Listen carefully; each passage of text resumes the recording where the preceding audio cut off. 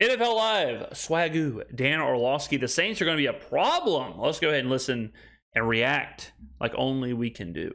You like what you saw from the Saints offense last night? I don't love everything I saw, but I do love the fact that I get the feeling that once the Saints get it rolling, they'll be the most. They'll be one of those. I said they played their C game so far, brother. No, they've probably played their D game so far, and they're 2-0. Now, we predicted this. Before the season, no one was talking about the Saints. No one was talking about the NFC South. When you're 2-0, 3-0, 4-0, 5-0, whatever the Saints end up being with this easy schedule, the media has to all of a sudden figure you out. They have to all of a sudden piece together what's going on.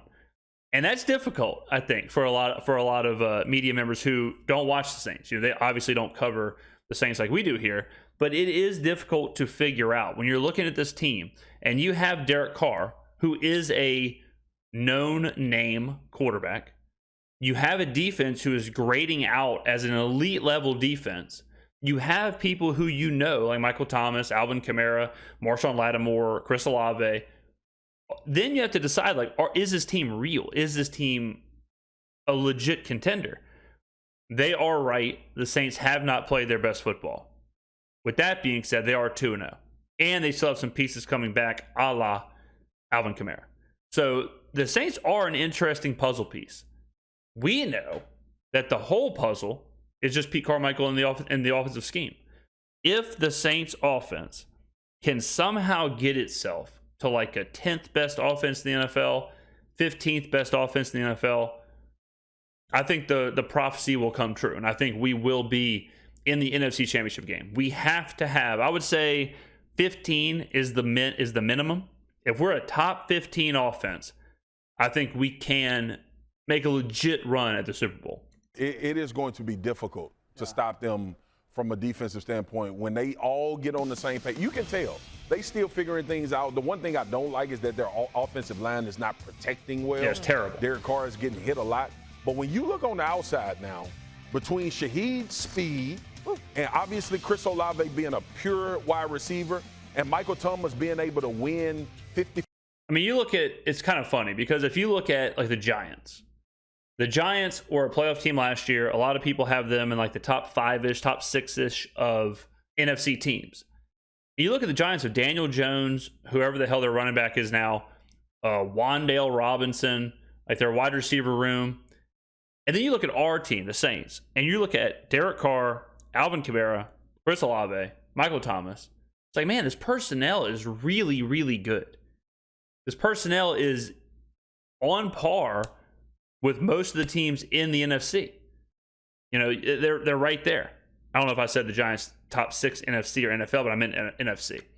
The roster is obviously not with like the Eagles and the Niners, but the roster is there with teams like the Vikings, with teams like the Seahawks and the Lions, those kind of teams. Like we are there. It just comes down to, can we philosophically do it? Like, can we have the scheme, the game plan to match the personnel? And then if we start seeing results, I think this team will be making waves. It's only been 2 games so far, but if we go up to Green Bay and if we put 30-something points up and Derek Carr has like his coming out party where he has like a huge game and he really impresses, multiple passing touchdowns, something like that. If that happens, I think you'll get next week will be the week where a lot of people are saying, hey, this Saints team is legit. Like this Saints team is crazy good. With their schedule, I keep harping on this. We're playing a C-D game right now, and we're 2-0. If we bump that up to where we just start rolling, there is no reason this team can't be 8-0, 9-0, 8-2. I mean, this team can stack up a lot of wins if we can figure out the offense quickly. 50 balls, and you got a guy that you can absolutely rely on. The implementation of getting Taysom Hill back in the game when you need to add that element, the Saints are going to be a problem. I agree. Okay, I'm not sure what captions are on. Yeah. You know how when people choose their photos for dating profiles, they always choose pictures where they're with their less attractive friends? That's how I felt watching Derek Carr on my multi-view, because the quarterbacking was so ugly everywhere else. He actually looked okay compared. Mina's the best. Derek Carr, the quarterback play has been really bad, pretty much across the board. But Carr has to be better. I mean, he's I talked about this in the Carolina recap, but Derek Carr can't be on the same page as like Bryce Young. He can't be. There is no time for this. Well, they're just kind of playing it safe with Derek Carr. We paid Carr a lot of money. We have a small window with him, probably 2-3 seasons max. He's got to win. He's got to put it together. We need the Derek Carr who's going to go out there and win the game, who's going to go out there and light it up, who's going to go out there and give us multiple passing touchdowns, who's going to stretch the field, who's going to move the ball around. We need Derek Carr now. Comparatively, and he didn't have a very good night, That's frankly. so good. No, I mean, he was the skill awful. players kind of carried him, but Yeah. That's so good. yeah, he has to play a lot better, but not that much better. Because as I was thinking through the Saints, and I thought, the 4-man rush looks good, skill players are good, but Derek Carr so far has been like a B-. Then I looked at their schedule. I don't know if you guys have looked at this lately. I think. Oh, trust me, Mina. We have on this channel, I have talked about it exhaustively, and it is, again, guys, it's funny to watch. We were talking about this months ago. I have a whole video dedicated to the schedule, but now that the media has to pay attention to the Saints because of their record, because of that, you're going to start hearing more conversation of this. We've done it before, and we'll do it again. Look at these quarterbacks. Ryan Tannehill, Bryce Young, Jordan Love, Baker Mayfield, Mac Jones, CJ Stroud, Trevor Lawrence at home, Anthony Richardson, Justin Fields, Kirk Cousins, Desmond Ridder, Jared Goff at home, Bryce Young again, Daniel Jones, Matt Stafford, maybe week 16, who knows by then, Baker Mayfield, Desmond Ridder. That is so poor of quarterback play you're facing. And my motto this whole time has been find me 5 losses. Because if you find me 5 losses, so let's say we lose to the above average teams, Vikings, Lions, Jaguars.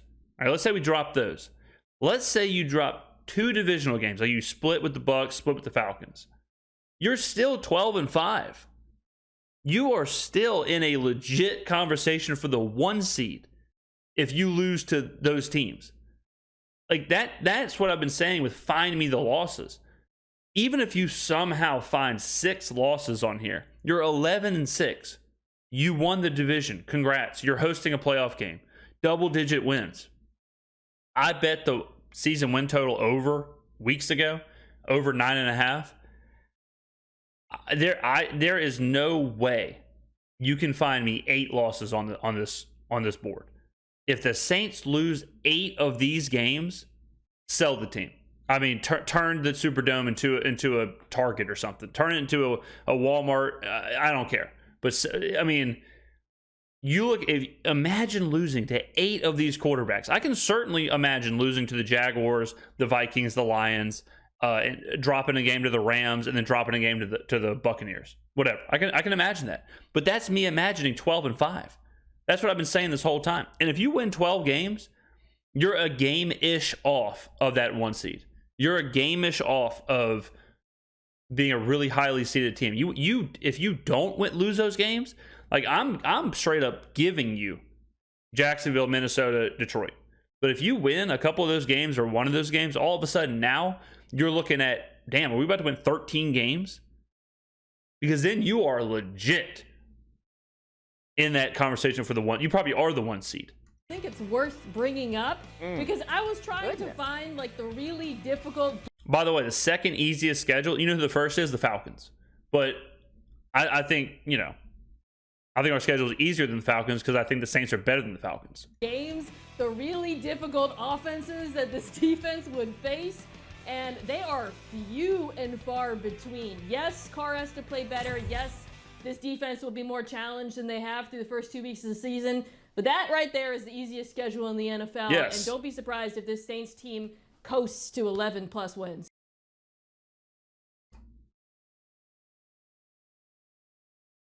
Is it ever going to get surprising, ladies and gentlemen? Is it ever going to get surprising that I'm 400 steps ahead of the mass media members? It's unbelievable. Every week, every day, I come up here, drop a video for you fellas and ladies. And every day, we do the same thing. if Mina would have just watched my video from 2 months ago, she would have had all this information in front of her, back then, back in July, whenever we were dropping these vids. And I do want to talk about one of the things she mentioned. Carr does have to be better, but I agree, he doesn't have to be much better. He doesn't have, this is not a team where Derek Carr has to be Patrick Mahomes. He doesn't have to carry this team. He doesn't have to make it where it's Carr versus the world every week. If Carr doesn't have 400 yards passing and 4 touchdowns, we're going to lose. That's not the case. Derek Carr just has to be above average. If he can just sit in that 12-ish best quarterback in the NFL, if he can kind of do what Jimmy Garoppolo did when San Francisco went to the Super Bowl, if he can do that, kind of do what Brock Purdy does, if he can be that guy, I think the offense can be good enough to complement our elite defense. Yeah, another reminder, too. I mean, we've since this even talking to them over the last couple of days, Dan, they get Alvin Kamara back soon. He's able to rejoin Monday after that 3-game suspension. Yep. So that adds a whole new dynamic to an offense that already has so many skilled players. Let's talk about Bryce Young, okay? All right, we're not going to talk about Bryce Young anymore. So are we moving on to Bryce Young talk? Okay, so we'll end that here. But yeah, I mean, Carr, the team, the weapons, the offense, they're right there. If Derek Carr can be a top, it is very similar to the Jimmy Garoppolo thing in San Francisco, because you look around, or even the Brock Purdy, where you look around and it's like, well, Purdy, how can he fail? He's got Christian McCaffrey, Deebo Samuel, Brandon Ayuk, like George Kittle. Look at the weapons.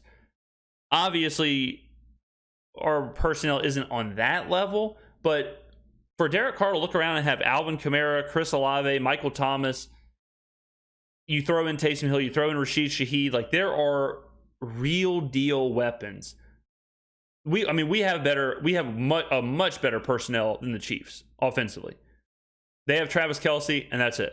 But I'll take Alvin Kamara over Pacheco, and I'll take any of our wide receivers over any of their wide receivers. Hell, I'll take some of the people in the stands in the Superdome over the Chiefs wide receivers. So it's really kind of down to this last puzzle piece. The whole puzzle is almost solved.